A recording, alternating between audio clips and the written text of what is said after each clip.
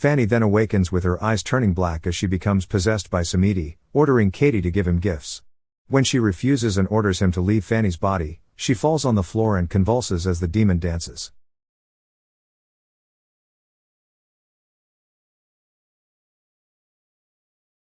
The movie begins around the 1960s, during the French rule of François Duvalier in Haiti. A normal-looking man, Clairvius Narcisse, dies in the middle of the street. After relatives mourn for him at a funeral, a voodoo boker, Maître Lebarrière, exhumes his body and turns him into a zombie through a mystical ritual.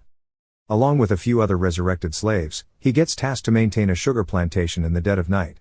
With no sense of free will indicated by their continuous groans and moans, the slaves are treated harshly by the plantation farmhands to ensure they do not wander away. As day breaks, Clairvius obeys their commands as he looks upon the sky and wonders about his true nature. Years later, in present-day Paris, Fanny, a teenager studying at an all-girls boarding school, sits through her history class to learn about historian Jules Michelet and the French Revolution. The professor teaches them the belief that history has always been a steady progression towards progress is incorrect since the values associated with the French Republic seem to falter or struggle, with their application or implementation no longer uniform across all aspects of society. After class ends, she joins her Haitian friend, Melissa, whose mother is a diplomat. She admits to having grown fond of her as they share the same tastes in music and clothing and interest in the horror genre. She enumerates her experiences with her school life in a message for her boyfriend, Pablo, who lives far away. Later, as students take their break in the courtyard, Fanny and her snobbish friends argue about including Melissa in their clique despite her odd and loner nature. One of her friends proposes to test her and discover if she has the qualities that fit their group. During a ball game, Fanny tells Melissa, who accepts the challenge despite not knowing what to do. Later, Fanny invents a sapphic encounter, messaging her boyfriend about a girl, Lola, who is infatuated with her, assuring she will remain loyal to him even though they almost kissed. Elsewhere, after another day of toiling on the plantation, Clairvius becomes hungry but gets banned from eating anything. He then experiences visions of his wife and snippets of a sunlit day, despite viewing the area around him as night all the time. Curious for answers, he wanders off into the wilderness. Meanwhile, Melissa meets Fanny and the clique in the boarding school's candlelit statue room. As they gather atop a table and prepare a bottle of liquor, Fanny formally introduces her to their secret literary society. They tell her to open up about something deeply personal that will resonate with their lives to join the group. However, before she could share, they immediately put out the candles and hid while a teacher inspected the room. After she leaves, they continue with the test, encouraging Melissa to drink gin to loosen her lips. The young Haitian girl then recites a portion of René Depestre's poem, Captain Zombie. Though unnerved by her unusual choice, Fanny requests her friends to deliberate about her response in the next room, leaving Melissa alone to play music and dance to the rhythm. After a few minutes, the group happily welcome her into their society. As the members drink, Melissa shares her life story, immigrating to France at 7 years old, soon after her family house got destroyed during the 2011 Haiti earthquake. Before her parents died, her mother earned the Légion d'honneur award for her achievements in fighting dictatorship and injustice. From then on, she was raised by her aunt, Katie, who she describes as a mambo, a voodoo priestess. The following day, the schoolgirls assemble in the hall as the superintendent announces they will attend the relighting ceremony of the unknown soldier's flame and meet with the French president. Later, while the group frolics in the grass apron, Fanny's curiosity sparks, searching more about voodoo magic on her phone. She later joins the girls in the lavatory, observing Melissa as she cleans her face. Meanwhile, Clairvius washes in the river while reciting a chant to keep evil spirits away. Later in the evening, he pauses at the overlook and views his Haitian town, thinking about returning home. The following day, the girls eat lunch while they gossip about one of their schoolmates, Lucy, who split with her boyfriend on social media. Later, Melissa calls her aunt to update her about her school life. At the same time, Fanny anxiously messages Pablo about seeing him in 11 days. Elsewhere, Clairvius wanders around a cemetery at night to locate his grave. He sits by his tombstone and reads the signpost when two individuals see him and become startled by his presence. He then leaves the area and sleeps on a pad of leaves under a big tree.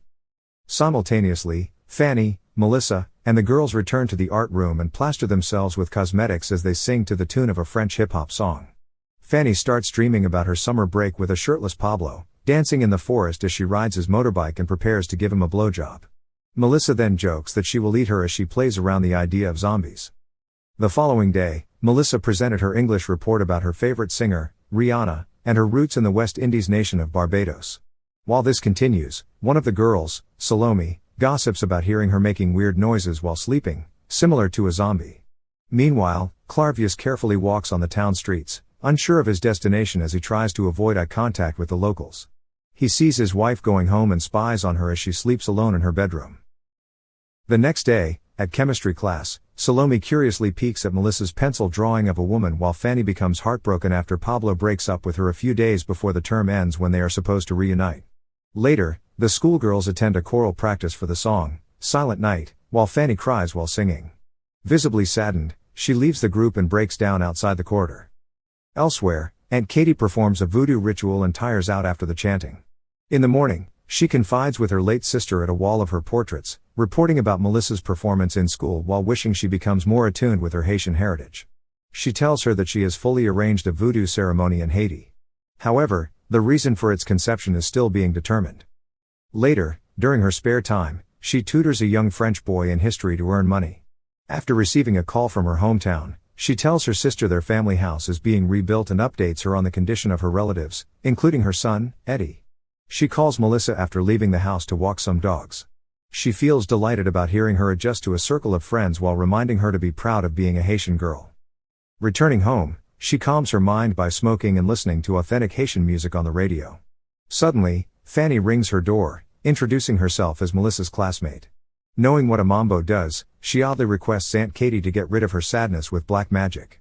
She initially refuses and castigates her, even though the young girl admits feeling possessed and is determined to die from breaking up with Pablo. She clarifies that voodoo is an inner force that needs to be learned over time and that she needs to let her heart heal naturally. Wendy offers to pay her €1,000, but before Aunt Katie agrees to her proposal, she explains more about her role as a mambo, showing her pictures of deceased individuals and revealing she is a bearer of news to the dead. She then talks about Miriam, Melissa's mother, who had undergone missions to evaluate inhumane crimes under former Haitian President Jean-Claude Duvalier. Revealing that spirits enter her body to allow them to communicate, Fanny demands she sends Pablo's spirit into her body, refusing to forget about him. Katie explains that a living spirit cannot enter a body without consequences, warning her that the ritual will be too powerful for her to endure. Ignoring her own safety, Fanny proposes to increase the amount to €1,500, though Katie allows her to rethink her options or become zombified like her father. After mulling it over in Melissa's old bedroom, she accepts the risks, leaving her with a partial cash amount and promising to return the next day for the ritual while lying about attending a funeral to excuse herself from her classes. Elsewhere, Clarvius roams the thick jungle at night and rests at a nearby ruin to eat. He then starts pacing around the area and becomes agitated. At the dormitory, Melissa awakens from a nightmare where she tries to consume Salome while she sleeps. She enters the lavatory and enters a cubicle. Salome enters and hears her making strange grunts and moans that freak her out. The following morning, Melissa is informed of Fanny's absence due to a funeral. The professor arrives and subjects the class to a surprise essay test. Meanwhile, Fanny returns to Katie's home, and upon leaving the additional cash amount on the counter, she begins the voodoo ritual as it coincides with Clarvius's ceremonial ritual in Haiti. Meanwhile, the literary society confronts Melissa about her strange noises in the bathroom, which she admits are just for fun since she cannot participate in the anniversary of her grandfather, revealed to be Clarvius's death. She elaborates that her relatives buried him immediately after dying from a disease, not knowing he stayed conscious for the whole ceremony. He later awakened as a zombie, given an antidote by the Boker, and sent to work at the plantation. Her grandfather could neither speak again nor was he able to regain his past memories. He is given zombie powder daily that allows him to eat meat. Unable to bury himself in his grave, Clarvius tried in vain to find his masters to kill them. Still, he ended up hiding from his family upon realizing his zombification. Melissa reveals that Clarvius' brother asked the voodoo doctor to zombify him to solely gain the inheritance for the land, which was supposed to be sold. The Bizango, a secret voodoo society, protected his brother so he could never be harmed. He eventually died just before Melissa's aunt and mother were born. She continues by saying the cemeteries are guarded by the Loas, voodoo spirits that link God to humankind, with the worst one, Baron Samedi, the spirit of death. They can haunt a living person and turn them into a shwal, a possessed servant. Elsewhere, Katie adorns her apartment with candles and encloses Pablo's photograph inside a clay jar. Fanny is then instructed to call out his name several times to summon his spirit. Katie then draws a symbol with chalk on the floor and chants a hymn while the young girl concentrates. As the ritualists in Haiti play their instruments at the ceremony, Katie chants louder as Fanny envisions Pablo during their summer break in the woods. Unbeknownst to the pair, Baron Samedi gets summoned into the ritual, appearing before Pablo before insulting and disfiguring his face. Fanny then awakens with her eyes turning black as she becomes possessed by Samedi, ordering Katie to give him gifts. When she refuses and orders him to leave Fanny's body, she falls on the floor and convulses as the demon dances. Realizing she has been trapped in the spirit realm, she screams aloud.